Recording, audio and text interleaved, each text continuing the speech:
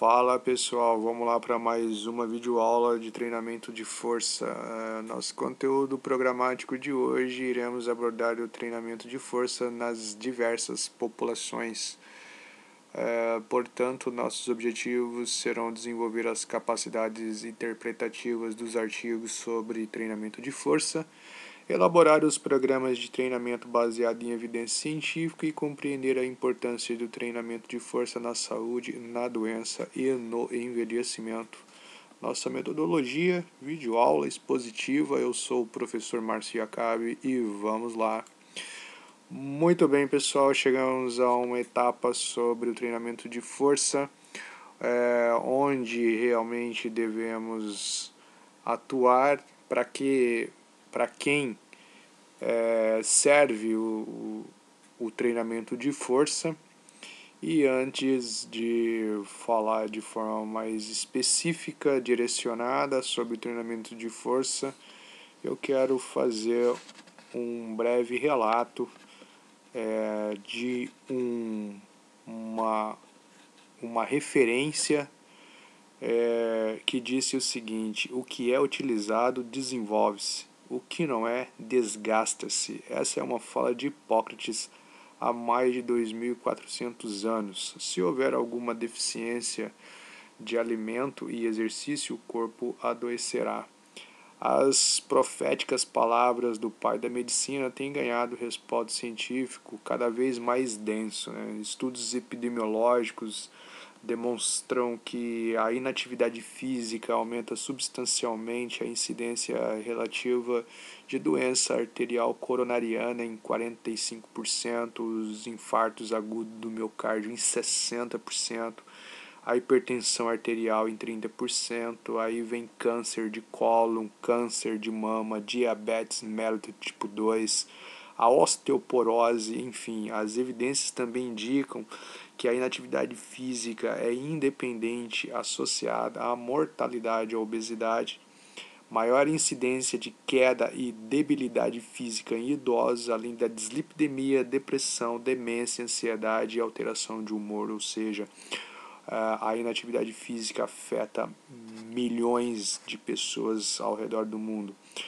Portanto, em populações pediátricas, que será o foco do nosso primeira abordagem dos grupos que necessitam tem vários benefícios sobre o treinamento de força, que são as crianças e adolescentes, Então essa população pediátrica, o sedentarismo também é considerado o principal responsável pelo aumento pandêmico na incidência da obesidade infantil, por exemplo. Além disso, recentes achados sugerem que a inatividade física é um componente agravante do estado geral de saúde das crianças e dos adolescentes, acometido por várias doenças, incluindo cardiovasculares, renais, endocrinológicas, neuromusculares, além dos problemas osteoarticulares.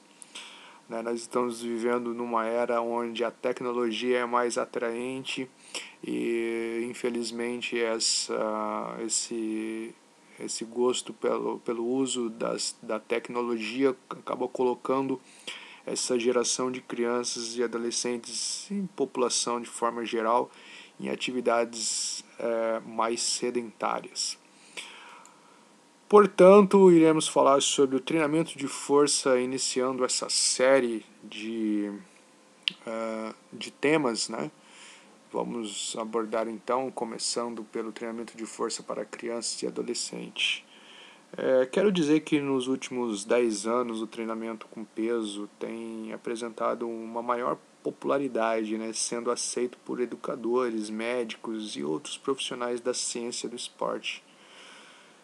Estudos recentes têm demonstrado que o treinamento de força pode apresentar incrementos na aptidão física geral dessas crianças, ressaltando que o treinamento de força não significa fisiculturismo nem levantamentos de peso olímpico, como vemos aí tradicionalmente sendo praticado por atletas. O treinamento de força refere-se em realizar exercícios contra uma determinada resistência, que visa condicionar a resposta fisiológica corporal para um outro tipo de atividade física, podendo ser então recreacional ou de perspectiva de melhorar a aptidão física apenas em geral ou específica, né? Por outro lado, o levantamento de peso refere-se a duas modalidades esportivas, como o levantamento de peso olímpico e o powerlift, né, que em geral possuem como objetivo levantar a maior carga possível, e o que permita realizar apenas uma repetição, né, não sendo este o propósito básico do treinamento de peso com crianças e adolescentes. Existem inúmeros benefícios que o treinamento de força resulta em crianças, que são essencialmente os mesmos que os conhecidos em adultos. Por exemplo, existem várias entidades como a American Orthopedic Society for Sports Medicine, a American Academy for Pediatric and National Strength and Conditioning Association indicam que o treinamento com pesos para crianças efetivamente resulta em benefícios quando corretamente prescritos e supervisionados por um profissional capacitado. Na gama de benefícios relatados da literatura, podemos ressaltar, por exemplo, o aumento da força muscular e endurance muscular local, menor incidência de lesões na prática esportiva e atividades recreacionais, melhoria da performance no esporte e atividades recreacionais também, o aumento do tempo da fadiga e, consequentemente, exaustão, né, e a prevenção de lesões. Existem inúmeras pesquisas realizadas nos últimos anos que têm claramente demonstrado que o treinamento de força pode resultar em melhoria na força muscular em crianças praticantes em relação às crianças não praticantes.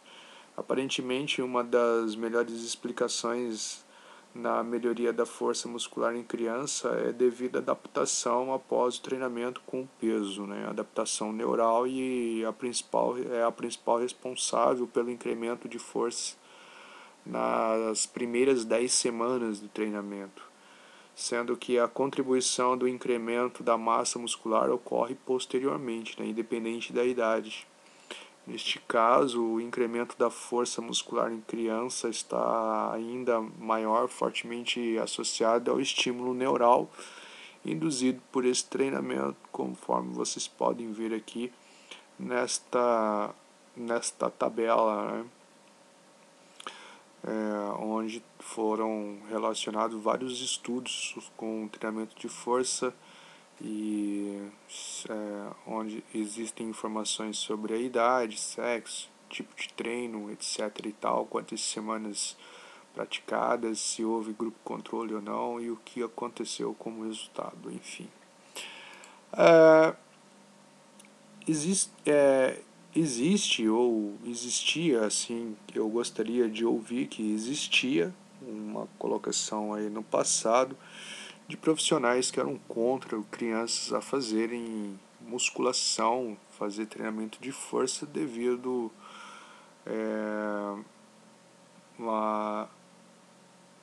como se alguns profissionais eles equivocadamente acreditavam que as crianças que fizessem para crianças praticantes de treinamento de força colocaria em risco aí o desenvolvimento das epifisioses, né? Mas a compreensão e a somática aí dessas forças que são as sobrecargas, né? Durante o treinamento com peso são importantes estímulos para remodelamento e absorção óssea.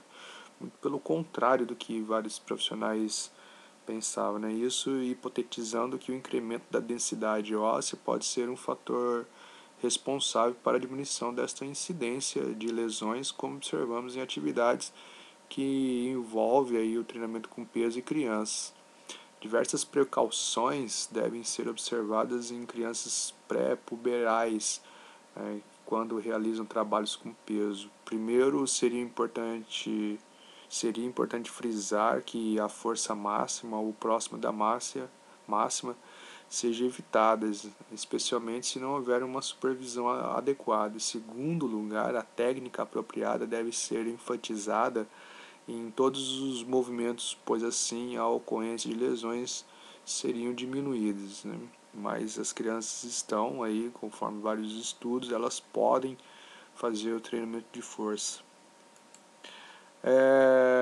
As cartilagens ósseas de crescimento, né, está localizada em 3 regiões, sendo a linha de crescimento ou a região epifisária, né, a epífise ou superfície articular, e a região apoficial, ou também chamada de inserção tendínea. Todas essas 3 regiões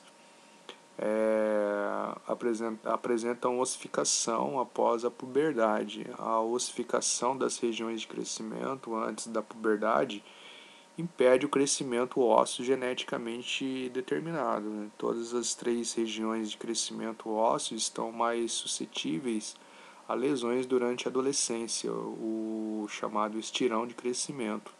Entretanto, durante o crescimento, a sobrecarga utilizada para o trabalho de resistência muscular deve ser cuidadosamente controlada, o que minimizaria ali a incidência aí de lesões ou até mesmo para atrapalhar o desenvolvimento natural dos ossos.